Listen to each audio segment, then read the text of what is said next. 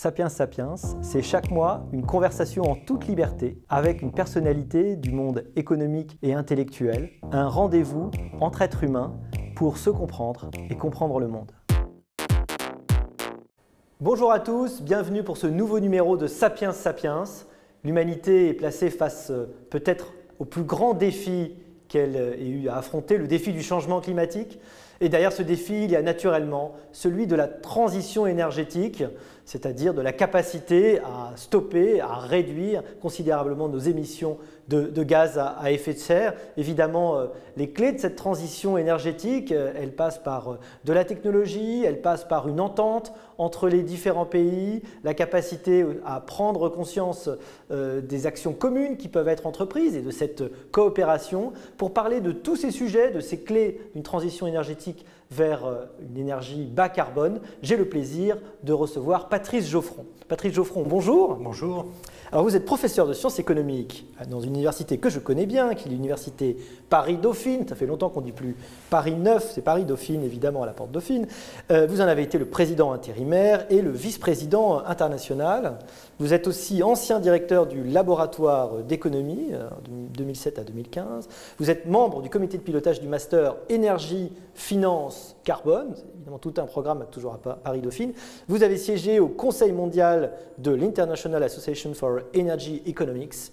Et on en parlera évidemment, vous avez œuvré en tant qu'expert auprès de la Convention citoyenne pour le climat. Vous avez écrit naturellement de nombreux articles académiques, de tribunes dans les médias, et vous êtes très engagé. Vous avez notamment récemment publié pour la Fondapol un rapport que je recommande, Europe, la transition bas carbone, un bon usage de la souveraineté. Et je crois vraiment qu'avec vous, on va pouvoir parler de ce sujet important qui est celui de la collaboration entre les pays dans cette transition. Est-ce qu'aujourd'hui, on a assisté, à votre avis, à une évolution des différents états d'esprit? Est-ce que l'arrivée de Biden par rapport à Trump marque ce tournant qu'on espère un peu tous dans la prise de conscience et dans des engagements réels? Oui, toute évidence, il s'est passé des choses dans cette année 2020 qui n'a pas en fait été totalement dominée, en tout cas pour ces questions, par la crise sanitaire.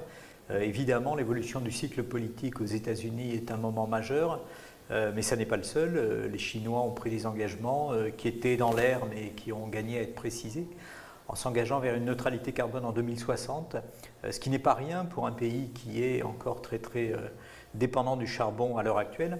Les États-Unis ont précisé leur engagement à 2050 et même des engagements à 2030 qui sont plus ambitieux que ça n'était le cas auparavant. Et puis comme on le sait, les Européens sont toujours en train de débattre, mais plutôt dans le sens d'un rehaussement des ambitions, puisque antérieurement l'objectif était d'avoir une réduction des émissions de gaz à effet de serre de 55%. Je suis désolé par avance, il va y avoir beaucoup de chiffres. Ah non, mais il nous faut des chiffres. On va essayer on a besoin d'objectiver tout ça. De les rendre audibles et digestibles. Donc moins 55% de gaz à effet de serre en 2030, c'est-à-dire après-demain, donc c'est un enjeu. Après-demain, 9 ans. Voilà. Mais par comparaison à 1990, alors que l'objectif précédemment était de moins 40%. Donc tout ça, et encore une fois, on n'est pas à deux chiffres après la virgule, mais ça donne une idée de l'ambition qui est l'obligation dans laquelle on s'est mise pour avoir trop tardé, l'obligation d'introduire une rupture par rapport finalement à un modèle énergétique, mais qui est également un modèle économique qui est en vigueur depuis 2 siècles. Pour avoir simplement un ordre de grandeur, aujourd'hui le PIB mondial est à peu près 100 fois plus élevé qu'il était avant le début de l'ère industrielle. Et on est passé d'à peu près 0 émission nette de CO2 avant l'ère industrielle à de l'ordre de 50 milliards de tonnes. Voilà. Il faut effondrer ça entre maintenant et après-demain. Et donc c'est une rupture évidemment dans les grands systèmes, mais une rupture également, puisqu'on est entre économistes, une rupture dans le modèle économique mondial. Alors justement, il y a une forme de diplomatie qui n'existait pas il y a quelques années qui est apparue, c'est la diplomatie climatique. On a l'impression que, évidemment, elle est très compliquée, et puisque, évidemment, on est entre économistes, on comprend bien qu'il y a toujours ce phénomène du passager clandestin qui fait que chaque pays a tout à fait intérêt à ce que les autres fassent les efforts dont on va profiter collectivement, mais personne n'a envie de le faire. Comment on arrive aujourd'hui, est-ce qu'on arrive à convaincre les pays de faire réellement ces efforts? C'est quoi les mécanismes qu'on peut mettre en place, justement, d'incitation? Il y a toujours une question d'incitation en économie. Est-ce qu'on arrive à mettre en place des incitations pour les États? Bien sûr, après, on parlera des conditions de la rupture. Alors, c'est évidemment la grande question et il faut peut-être tout d'abord souligner que c'est probablement la question la plus compliquée de l'histoire de l'humanité, en tout cas depuis qu'on forme ces sociétés complexes. Parce que, premier élément à garder à l'esprit, une partie du CO2 qui a été émis dans l'atmosphère par le premier pays émergent, qui était le Royaume-Uni de Dickens, donc au XIXe siècle, une partie de ce CO2 a encore un effet sur le changement climatique aujourd'hui au début du XXIe siècle. Donc premier problème, il y a une interdépendance finalement entre les générations et nous nous trouvons aujourd'hui, nous Européens, à faire des efforts parce que nous avons cette responsabilité historique et évidemment c'est compliqué si vous êtes par exemple un mineur polonais ou si vous travaillez dans une centrale à charbon allemande ou si vous êtes français et que vous avez un véhicule diesel et qu'on vous restreint les conditions d'utilisation, finalement vous vous retrouvez à devoir payer une dette qui a été contractée pendant 2 siècles et évidemment dans le débat public c'est très difficile à rendre audible. Donc ça c'est la première difficulté. La deuxième difficulté elle est liée au fait que le CO2 qui est émis quelque part aujourd'hui à Paris va produire, c'est une externalité globale, donc va concourir à l'effet de serre qui lui est un phénomène global. Et donc ça donne lieu à ce que vous évoquiez, le phénomène de passagers clandestins. Et finalement, on peut se retrouver dans une situation dans laquelle on a un intérêt localement à laisser les autres agir. Sauf qu'il est quand même en train de se passer un certain nombre de choses.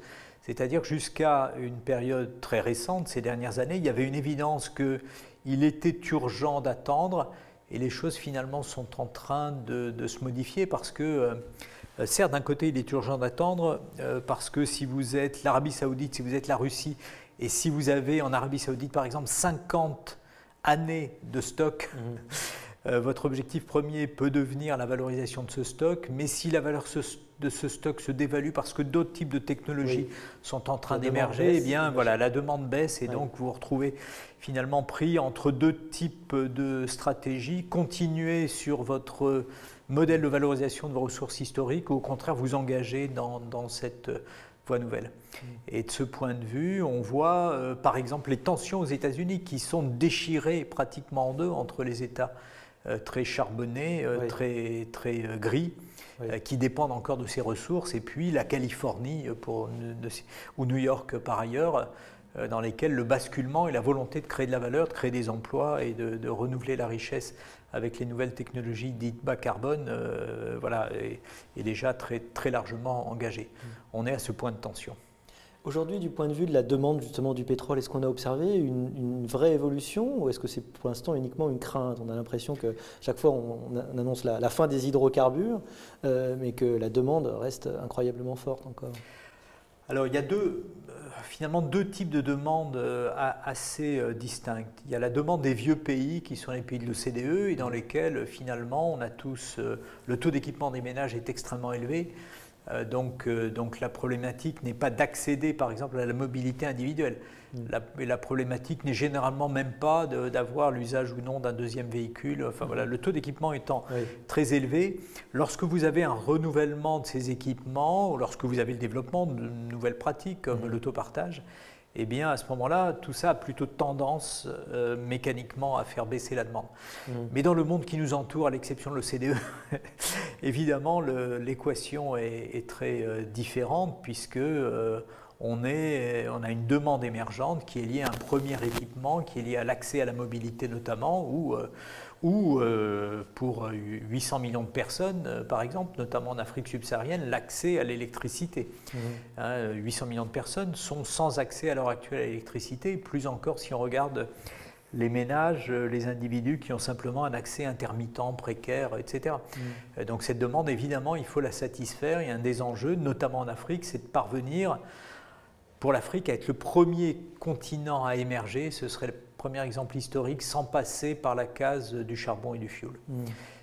Il n'y a aucun autre exemple puisque c'est les néo-émergents qui sont la Chine et l'Inde émergent dans des conditions qui ne sont pas très différentes de celles dans lesquelles l'Europe a émergé au XIXe siècle et au début du XXe. Oui. Pour l'Afrique, pour le système bancaire par exemple, ils ont fait un saut de ce type-là, donc effectivement ça fait partie des espoirs qu'on pourrait avoir. Espoirs qu'on a d'autant plus qu'on a vraiment l'impression qu'aujourd'hui, un des problèmes c'est que parfois l'écologie est perçue comme une sorte de luxe des pays riches. Les pays émergents disant déjà on a d'autres problèmes, hein, on essaye de nourrir, on essaye d'avoir accès à ce à quoi vous avez accès depuis très longtemps. Et l'argument des pays pauvres, grosso modo, étant vous nous demandez de faire des efforts que vous n'avez jamais fait et que par lequel évidemment, vous êtes de faire des efforts. Alors pendant un siècle, vous avez pollué. Maintenant, vous avez les moyens peut-être de plus le faire, mais laissez-nous continuer. Est-ce qu'on arrive à vaincre, à contrecarrer ce genre d'argumentation comment on fait? Alors, je trouve que cet argument, il est très très fondé historiquement. Finalement, aujourd'hui, les contraintes qui pèsent sur... Enfin, l'obligation du changement de modèle, elle n'est pas liée au fait que nous arrivons au bout des ressources fossiles. Au contraire, il y en a vraiment énormément. Voilà. Si c'était au bout, finalement, quelque part, ce serait tant mieux. L'épuisement ferait que naturellement, et par des mécanismes économiques finalement sont assez naturels et assez puissants, d'autres types de technologies émergeraient. Et aujourd'hui, il y a une difficulté pour l'émergence des technologies bas carbone, c'est qu'elles sont assez largement encore en concurrence avec les technologies carbonées, qui de fait n'ont pas perdu de leur efficacité. Un exemple, si on veut avoir la garantie, alors le cas de la France étant un peu à part du fait du nucléaire, mais d'avoir de l'électricité en continu, etc., il y a un truc qui est absolument merveilleux qui s'appelle le charbon. Il y a plusieurs millénaires probablement de charbon disponible, mais qui est le pire en termes environnementaux, qui est le pire de très loin en termes environnementaux. Donc ces points de tension, on les observe un peu partout.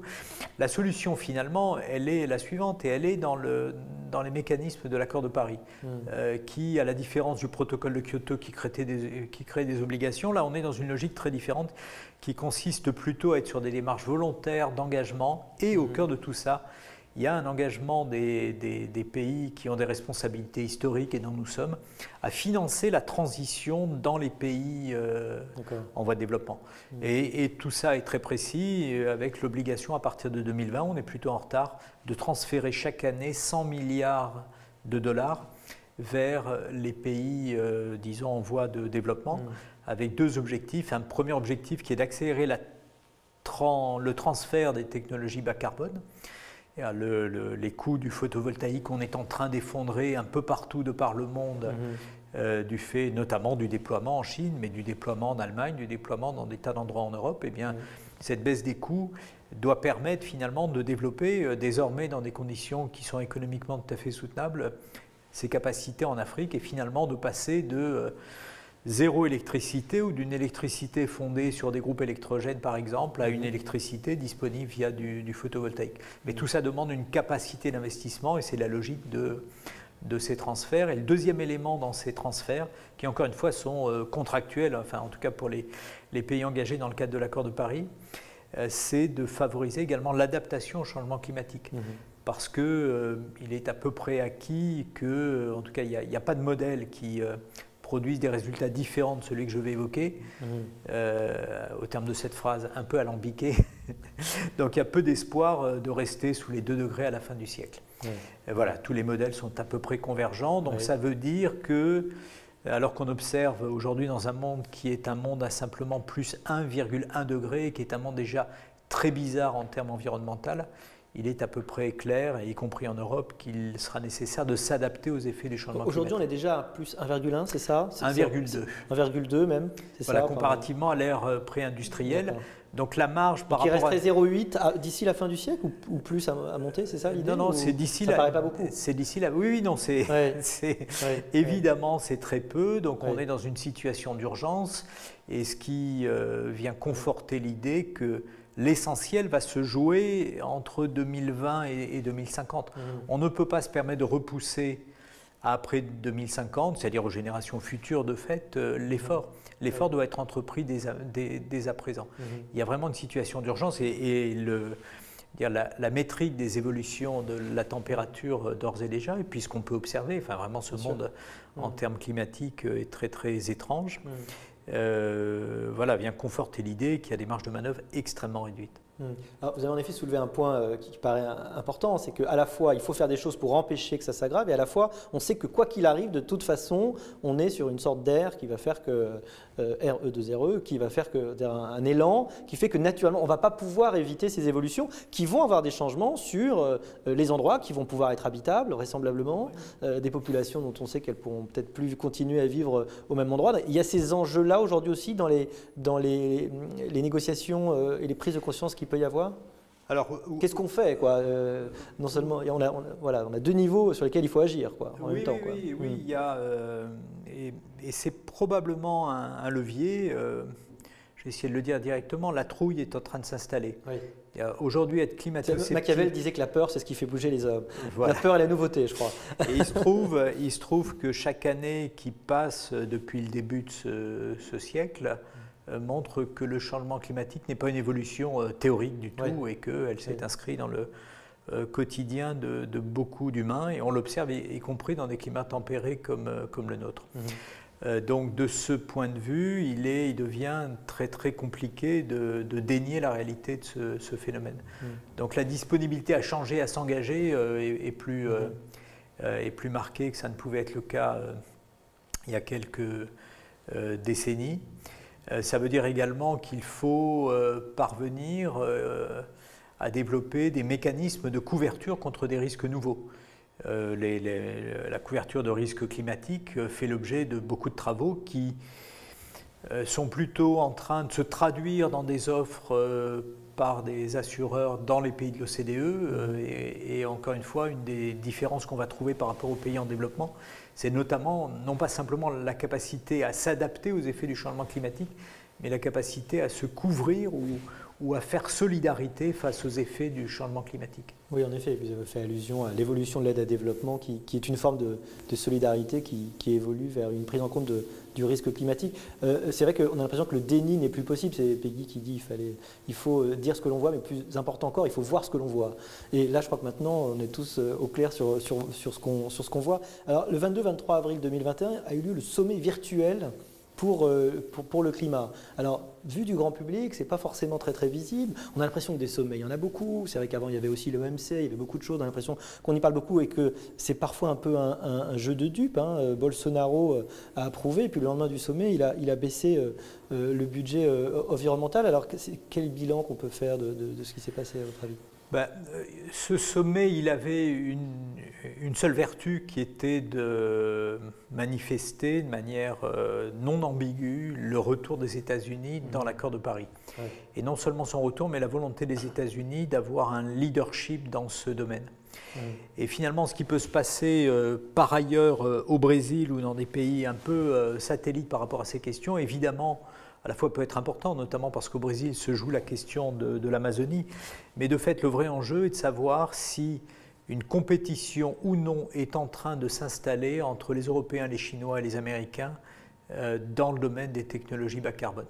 Et non seulement ce retour sur le front diplomatique des États-Unis, mais également la traduction sonnante et trébuchante dans le plan de relance fait qu'il y a une réalité qui est non ambiguë de cet engagement des Américains et qui est cohérent également avec ce qu'on sait de la puissance industrielle dans différents domaines des États-Unis, parce que cette transition énergétique, évidemment, lorsqu'on la visualise, et lorsqu'on ferme les yeux, on ne va pas le faire là, on visualise des éoliennes, de grands objets techniques de cette nature. Mais c'est également beaucoup de données, beaucoup de plateformes, et donc les GAFA vont être des acteurs très très puissants de cette transition. Absolument. On a fait des rencontres de la France qui gagne tout récemment, avant d'enregistrer sur ces questions. On s'est rendu compte que les données étaient le point commun de toutes ces nouvelles technologies qui permettent de moins gaspiller l'eau, de mieux ramasser les déchets et évidemment d'utiliser moins d'électricité. Comment on décarbone concrètement l'énergie ? C'est quoi la clé, si on peut être simple ?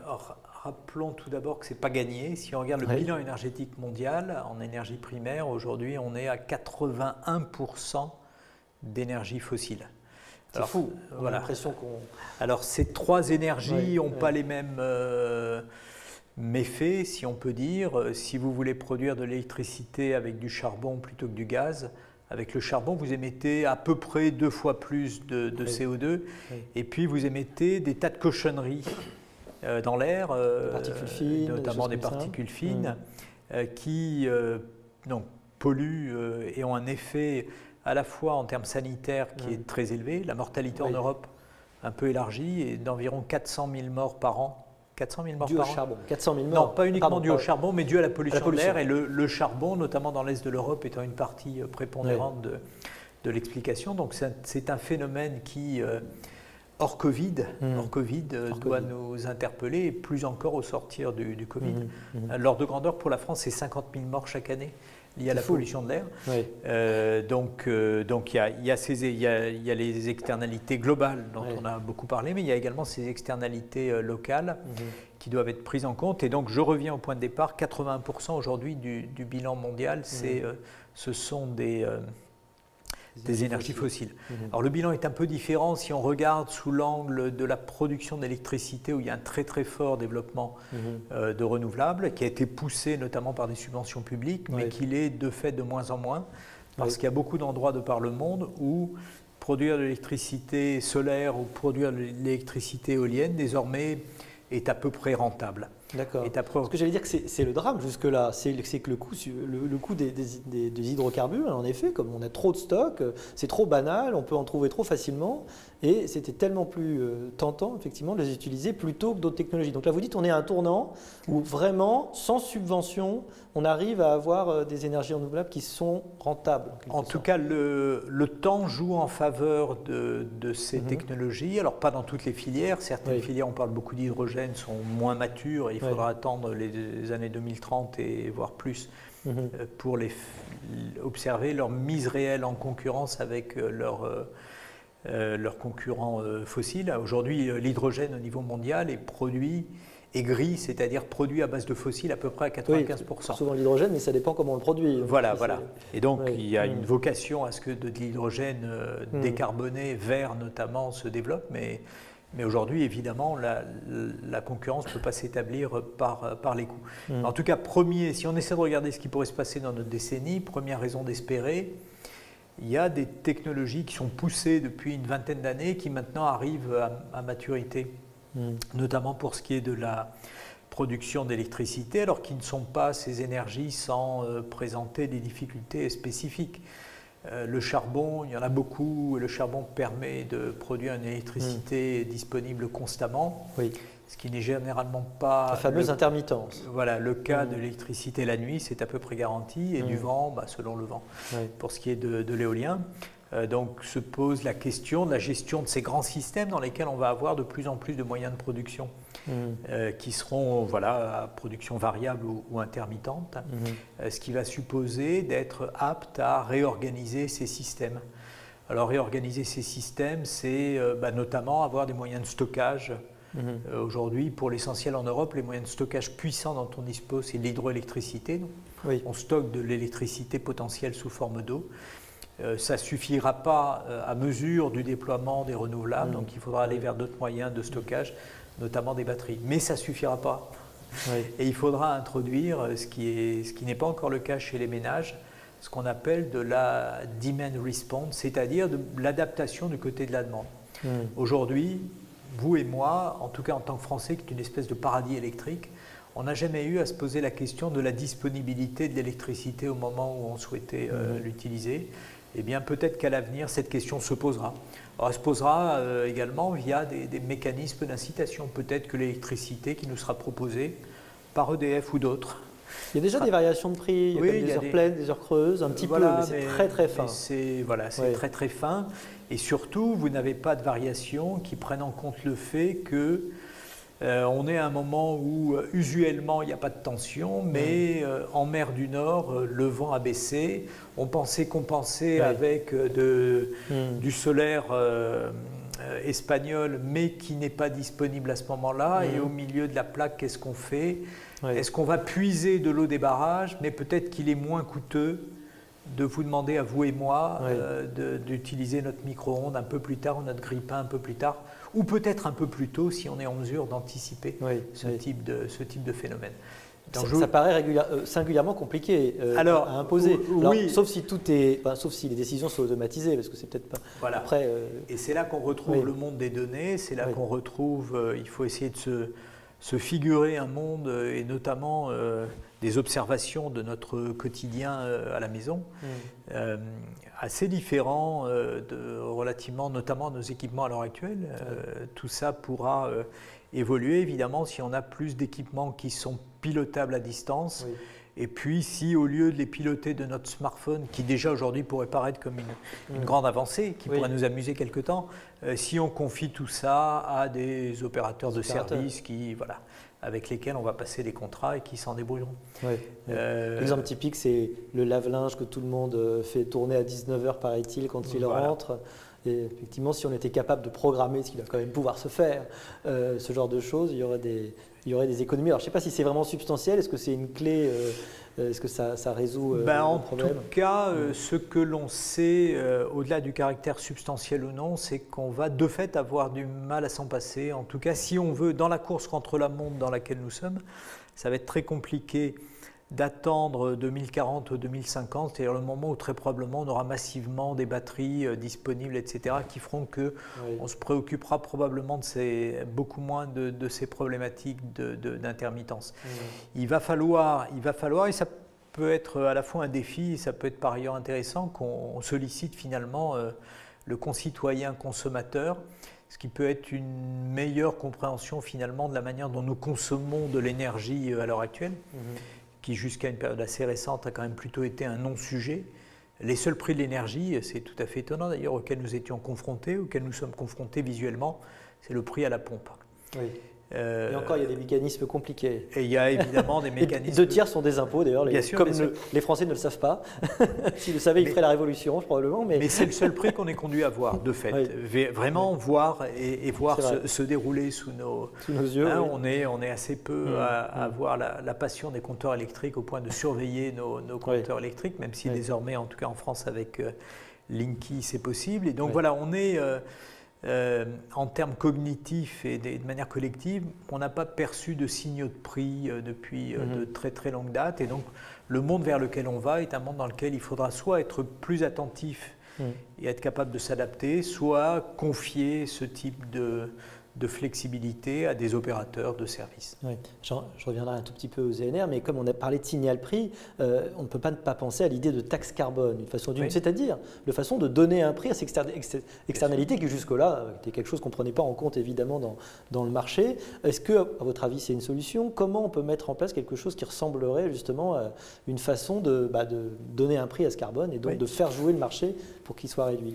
Alors, oui, c'est indispensable, précisément parce que nous sommes dans une course contre la montre et le temps qu'on a perdu au cours de ces dernières décennies, on est contraint de le rattraper désormais. Et un accélérateur, c'est de pouvoir mettre un prix sur le CO2.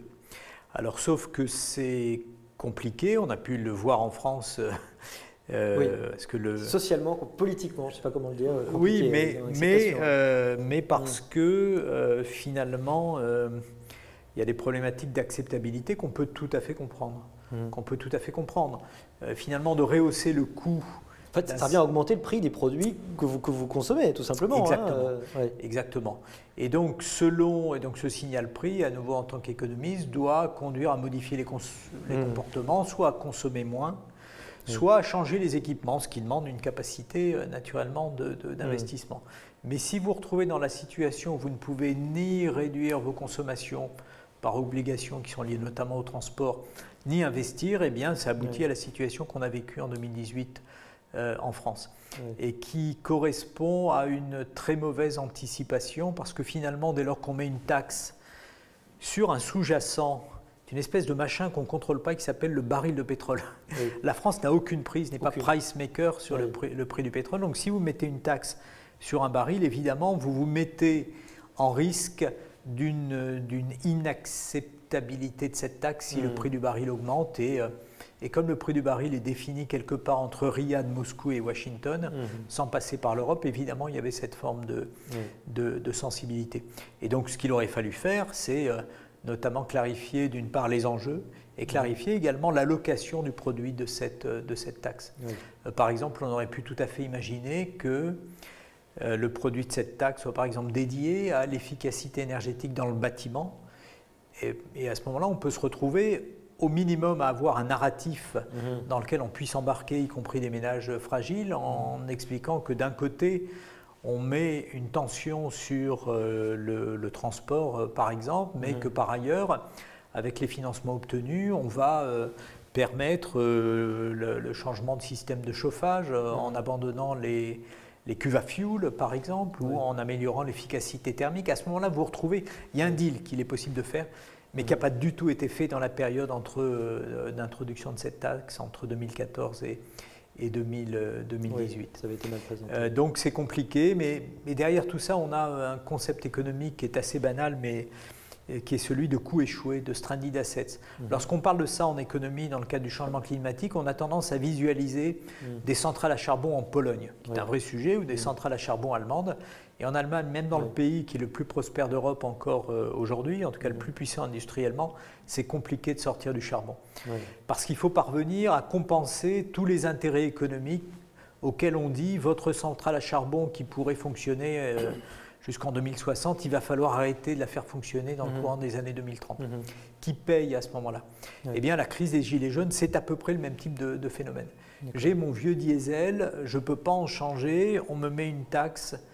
Comment est-ce qu'on m'accompagne et que se passe-t-il si on ne m'accompagne pas? Oui, une question d'accompagnement. Alors on parlait des ENR, j'ai envie de parler aussi un petit peu du coup des problèmes des matériaux rares, parce que la baisse des coûts n'est possible que si on arrive vraiment effectivement à multiplier leur production. Est-ce qu'on n'a pas une sorte de goulot d'étranglement à terme à la production de ces... Alors, on peut le craindre. Tout à fait, c'est un très très beau sujet, si je puis dire, en tout cas intellectuellement. Et en fait, ça conduit à la réflexion suivante.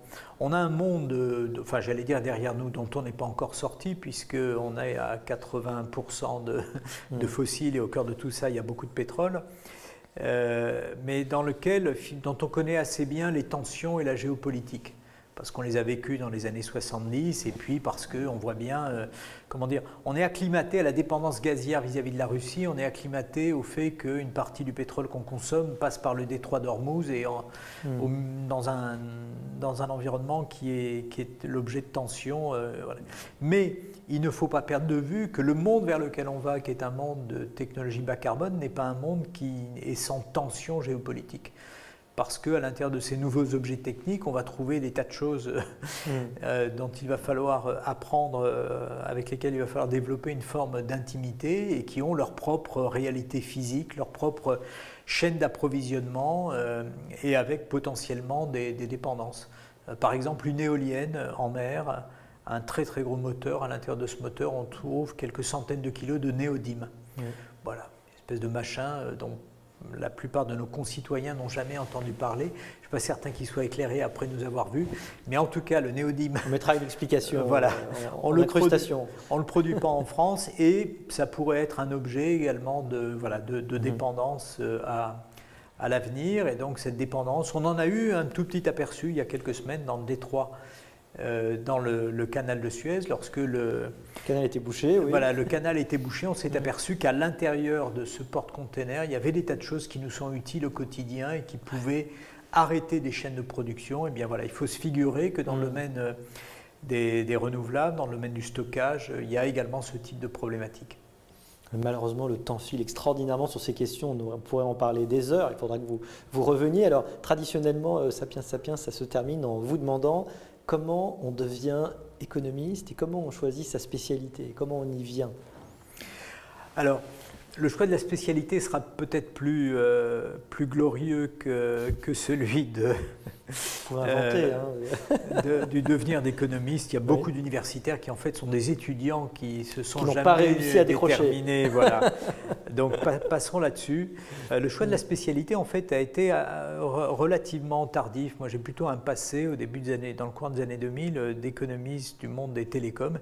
Il se trouve que je suis arrivé à Dauphine, qui est une belle université qu'on connaît bien tous deux et qui a une vraie légitimité sur les questions environnementales, mais qui travaillait plutôt, en tout cas au XXe siècle, sur ce qu'était le monde énergétique de cette époque.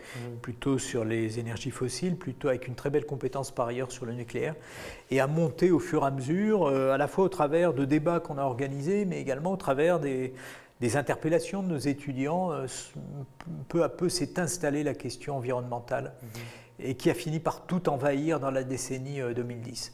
Et donc on est passé d'économistes assez classiques qui travaillions sur l'énergie de manière un peu agnostique et plutôt dans une optique d'efficacité ou de gestion des questions géopolitiques, et on est devenu, sans s'en apercevoir, des économistes du climat.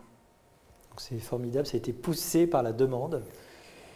Oui, poussé par la perspective de la fin du monde aussi, poussé par nos étudiants qui, pendant des mois, là, ont fait grève tous les vendredis matins sous la fenêtre de mon bureau. Donc voilà, c'est en tout cas assez exaltant, donne un peu le sentiment de pénalty à tirer en finale du championnat du monde, voilà, à marquer ou à ne pas marquer. Donc voilà, il y a ce point de tension, mais bon, j'espère que la teneur de nos échanges a monté aussi une forme d'exaltation et de stimulation intellectuelle à réfléchir à ces questions. Et la différence avec le pénalty, c'est que si on en loupe un, là, on peut toujours continuer. Il n'est pas nécessaire, n'est-ce pas, de réussir pour persévérer, ni d'espérer pour entreprendre, comme disait Guillaume d'Orange. Merci beaucoup. Merci à vous. Patrice Geoffrand, merci.